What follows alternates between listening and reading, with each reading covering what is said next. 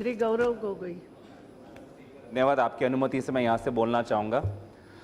Madam speaker, Bharat की ज़्यादातर आबादी गाँव में रहती है, लेकिन अध्ययन किया जा रहा है कि आने वाले समय में आधा आबादी शहरों में आ जाएगा, लगभग 50 करोड़ शहरों और नगरों में आ जाएगा।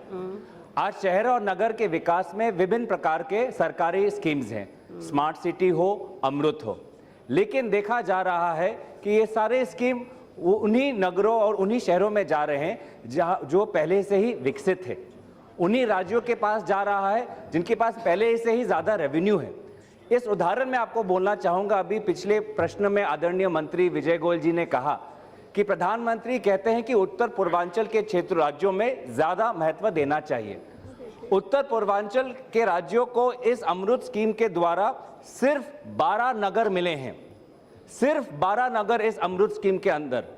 अगर उसी की तुलना में अगर आप गुजरात राज्य को देखें तो 31 राज्य नगर गुजरात को मिला है। पूछिए ना। तो मैडम, हम चाहते हैं कि उत्तर पूर्वांचल को इस स्कीम के द्वारा कैसे और महत्व दिया जा सकता है।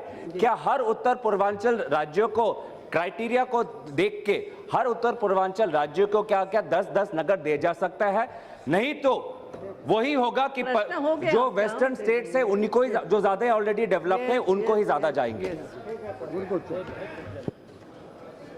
2011 के सेंसस के मुताबिक मैडम, 2011 के सेंसस के मुताबिक 31% देश की आबादी शहरों के अंदर रहती है, जो 4041 तकरीबन सेंसस के माध्यम से निर्धारित करे गए हैं।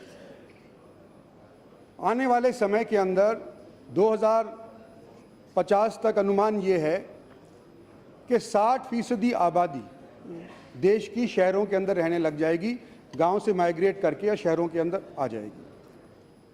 जो शहर आज के दिन बोझ हो रहे हैं कि उनका इंफ्रास्ट्रक्चर चरमरा रहा है और लोग वहाँ पे आ रहे हैं, तो उस इंफ्रास्ट्रक्चर को और वहाँ के पानी की सुविधा को, सीवरेज को पूरे तौर के ऊपर स्थापित करने के लिए और बढ़ाने के लिए एक तो ये मिशन हमारा अमरूद का है, स्मार्ट सिटीज़ का है, अनेक और मिशन भारत सरकार की तरफ से और नरेंद्र भाई मोदी की सरकार ने ये चालू करे हैं। तो मेरा ये कहना है कि हमको आने वाले समय के अंदर शहरों के अंदर ज़्यादा बल देना पड़ेगा, क्योंकि यहाँ की आबादी रोज़ाना बढ़ती जा रही है और ये सिर्फ हमारे देश की बात नहीं है, ये ग्लोबल फिनोमेना है। जहाँ पर भी देश बढ़ा है, विकसित हुआ है, वहाँ पर लोग माइग्रेट करके शहरों के अंदर आ गए हैं, हमारे यहाँ पे भी आने लग रहे हैं। और जहाँ तक प्रश्न इनका मूल रूप से अपने खुद के नॉर्थ ईस्ट एरिया का था, उसके बारे में मैं ये कहना चाहता हूँ कि हमने इनका, सरकार ने, नरेंद्र भाई मोदी की सरकार ने पूरे तौर पे ये ध्यान रखा गया है कि उनको औरों की निस्बत के अंदर ज़्यादा महत्व दिया जाए। तो जो धन